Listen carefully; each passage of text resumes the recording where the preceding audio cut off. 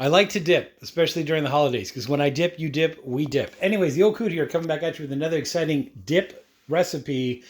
This is my take on whipped cream cheese, right? The fluffy stuff that you spend an enormous amount of money, an exorbitant amount of money at the stores, at the bagel shops, when you can just make it yourself. As long as you have like a handheld beater or you have like a KitchenAid type mixer, this one happens to be the bowl lift, whatever floats your boat. As long as you can get some kind of like whisk attachment, you're good to go. You can basically make your own whipped cream cheese.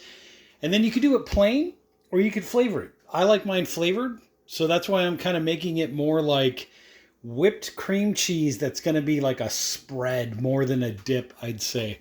So let's talk about the basics. If you just want to do your plain, right, Philadelphia cream cheese, what I would do is I would just do a pound at a time.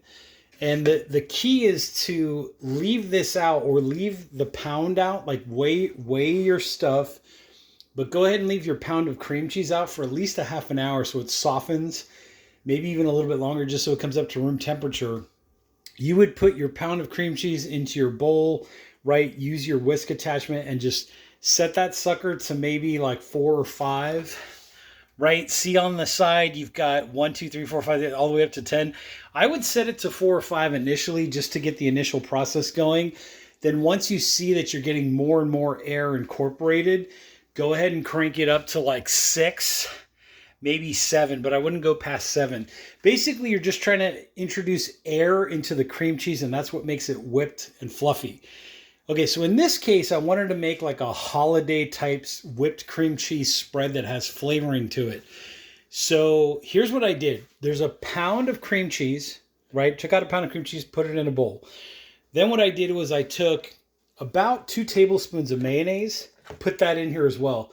The cream cheese makes it creamy. The mayonnaise makes it tangy, right? It gives it that bite, that sour kind of ness to it. So there's 2 tablespoons of mayonnaise. And like I said, you can multiply or divide depending on how much of this you actually want to make. But in the end, this whole process after whipping all this together, I believe 1 pound of cream cheese as a base is going to give me the equivalent volume of this, of 48 ounces after it's all whipped and fluffy with air. Okay, so anyways, 1 pound of cream cheese, 2 tablespoons of mayo, right? Here's my mayo, here's my cream cheese. Okay. I like a little flavor. So what I did was I also put in about 4 tablespoons of goat cheese, right? This is Kirkland. You could use feta. You could use whatever you want to use. As long as it's crumbly or it's creamy, you're good to go. So go ahead and put that 4 tablespoons of feta in there. That's what this is right here. Nice and tasty. Okay, flavorings. Flavorings is whatever your personal preference is, but I would say start easy, like start with like a 1/4 of a teaspoon, right? So like this is a big tablespoon. This is a teaspoon. This would be your 1/4 teaspoon. So I would say start easy at first. And you can always add more later during the process after you taste it, you know, after it's been going for a few minutes. But 1/4 teaspoon of garlic powder and then dried onion, right? Dried chopped onion. I also put in some paprika, which is here because I like the smokiness, right? The smoked paprika. You could make it an Italian thing, put Italian seasoning in. I didn't put it in this one particular one, but whatever floats your boat. You want to go like with a ginger kind of vibe, go a little Asian-y, you know, lemongrass, whatever floats your boat. The other most important thing is you will need about a teaspoon of salt. I use the pink Himalayan salt, so 1 teaspoon of salt. So let's recap. 1 pound of cream cheese, 2 tablespoons of mayonnaise. I've got 4 tablespoons of feta cheese, right? So it's kind of like a feta cheese and cream cheese kind of mix. 1 teaspoon of Himalayan pink salt or whatever salt you want to use. Then I've got 1/4 teaspoon of onion, and then I've got a 1/4 teaspoon of the garlic. Now to freshen it up, what I did was I put, I would say about a 1/4 cup of chopped flat leaf parsley in there. And then I also put about a 1/2 a chopped onion. So this happened to be a red onion, right? And then I kind of mixed and matched a little, like the total quantity is about a 1/2 a cup of chopped or sliced onion, just to give it some crunch, some bite when you bite into it. Okay, throw all this into the microwave for about a minute just to help to soften it. Or you could let your cream cheese, the cream cheese only, portion out your 1 pound. Let that sit on your counter, your 1 pound portion, let that sit on your counter for about a half an hour. So it's either or. You can either nuke it, right, for about a minute, this whole thing to kind of help everything to meld together, or you can just let your 1 pound of cream cheese sit out on the counter for about a half an hour to bring up to room temperature. If it's room temperature, it helps the whipping process a little easier, helps to incorporate the air. So basically, let me pause for a second. I'm just literally going to dump all this into my bowl, put the whisk attachment on, and then go ahead and fire this thing up, and I'll show you at least how the process gets started. So hang tight for a sec.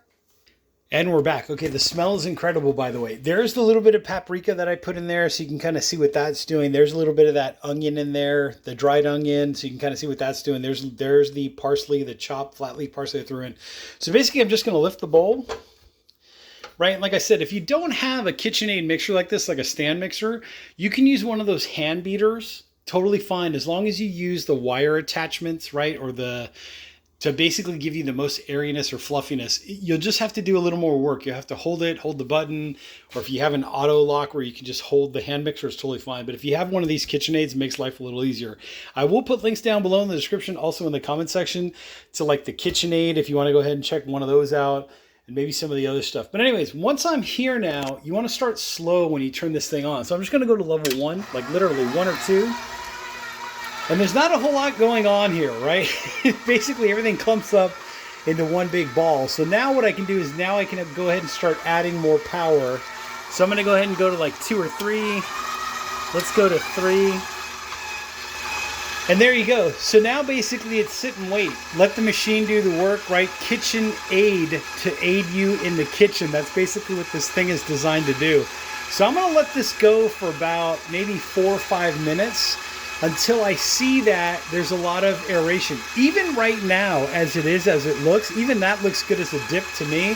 But what I'm trying to do is I'm trying to incorporate that air in there. I'm trying to volumize this to maximize the volume, right? To get it to where it's fluffy and it's light and it's very spreadable. You kind of get a sense of what's going on there.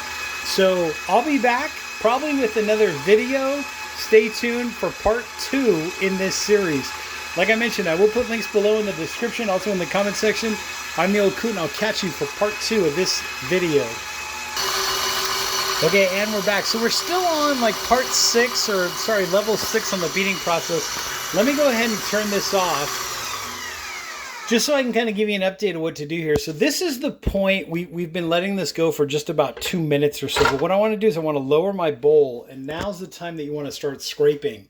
So you can start scraping the sides just to make sure that at some point everything's going to get incorporated. If you notice as well, the ball that was built up in the middle of the whisk has now been flung out to the sides, re-grabbed, flung out again. Basically, that whole process is helping to aerate or put air into the mixture. So this is where you want to like scrape down the sides of your bowl.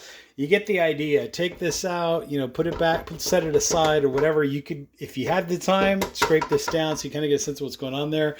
Relift your bowl, right? And then go back to level, I would say start out slow, right? So you don't get any accidents in the kitchen. So really, really slow. And then as I crank this up, I'm going to go 2, 3, 4, 5, 6.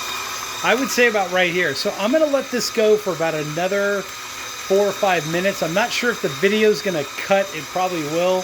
But you kind of get a sense of what's going on here is we're trying to incorporate as much air into that cream cheese, feta, mayonnaise, and all those herbs and spices so that it will come out to be a nice, fluffy, spreadable spread. Crackers, bagels, bread. If you want to go nuts and spread it on some sourdough bread, stick it in the oven for about 5 minutes on a toaster setting to get some nice, smooth, garlicky garlic bread, even better.